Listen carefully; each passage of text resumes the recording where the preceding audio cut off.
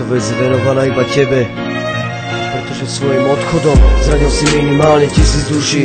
Jak celé tvoje žitie skončí, nikto z nás netušil. Svoj život si len žiť skúsil, veľa vecí zažil a aj veľa neokusil. Svoj život mal si rád, no sem tam sa ti hnusil. Osud nedal ti šancu žiť ho naplno, vlastne sa o to nepokusil.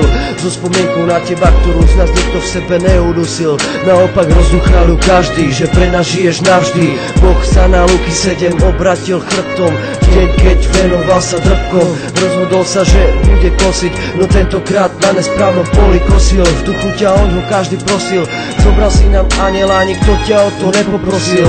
Ten anjel žije v tvojom kráľovstve, dúfam, že len krásne a radosne, veď jeho mena radosne. Ulica už na veky prázdnou je, sem tam len jeho smiechom znie. Rieky slz našich očí tečúce v silných tokoch, utápame sa v spomienkach na teba, topíme sa v minulých rokoch. Zážitok po zážitku, po pomalých krokoch, hlavy kamarátov v oblokoch, hľadajúc tvoju prítomnosť, hrdosť, česť a cnosť, mysliac na budúcnosť, nie zasypanú v hroboch, nie na zasypanú v hroboch. Bože, ďakujeme ti za anielov, ktorých nám posielaš. Dúfam, že odkazy od nás im rozosielaš. Tak staraj sa o našich, strážime tých tvojich.